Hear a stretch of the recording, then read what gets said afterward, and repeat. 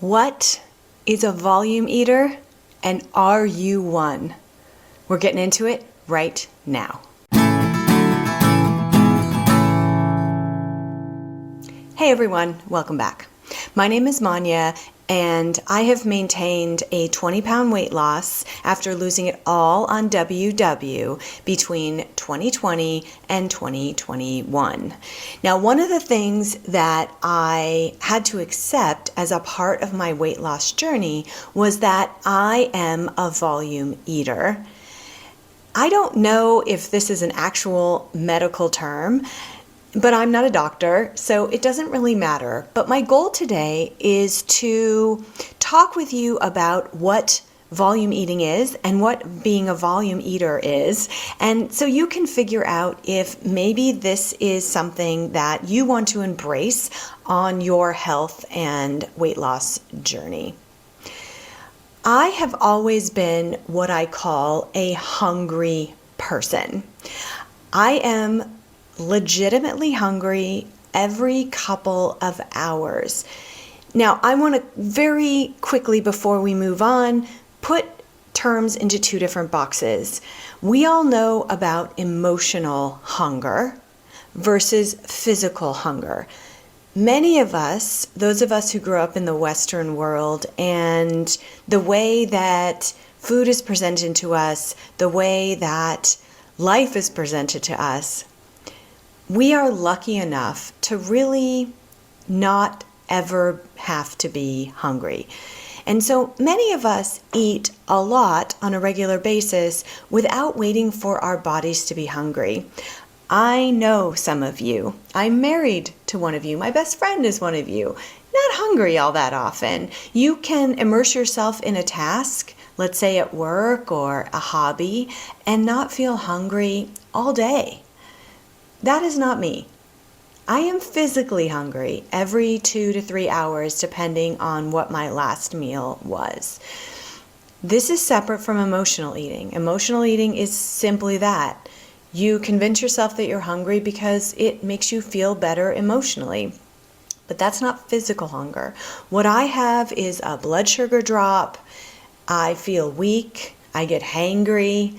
I am legitimately physically hungry. So now that we've established that baseline, let me talk a little bit about my history.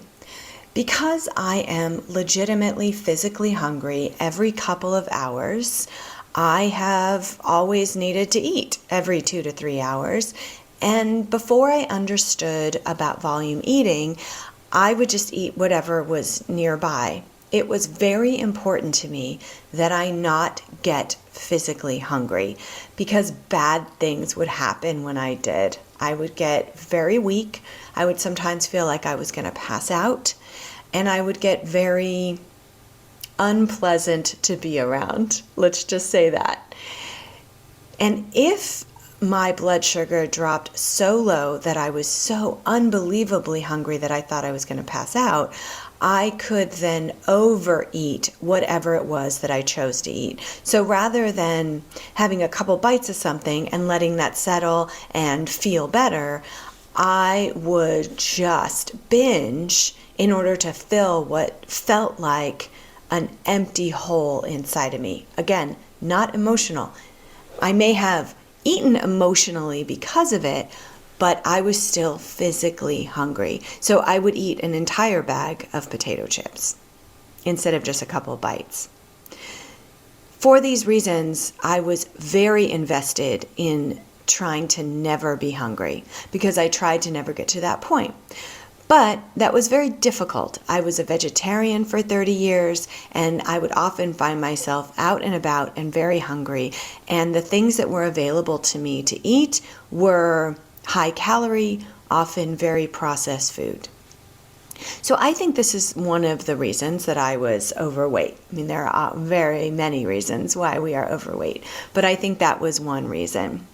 And then when I started doing the WW Purple Plan in 2020, I realized that I was more satisfied when I could eat a higher volume of food, specifically food that was whole and unprocessed, Like, I just felt really good when I would eat a whole potato and some beans and some brown rice and some vegetables, and I would feel full.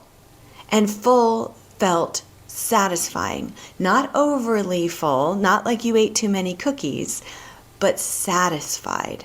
And for the first time in my life, I felt like I was filling that endless pit of hunger that I had felt for so long. And it was a wonderful feeling.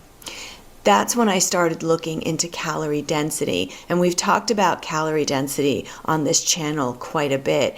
This is the science behind why you can eat X number of grams of potatoes, which is very high, versus X number of grams of chocolate for the same number of calories, and that amount of chocolate is quite low, of course.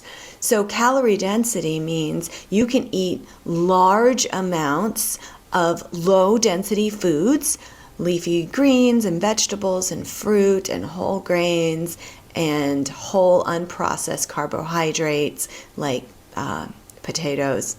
I love potatoes.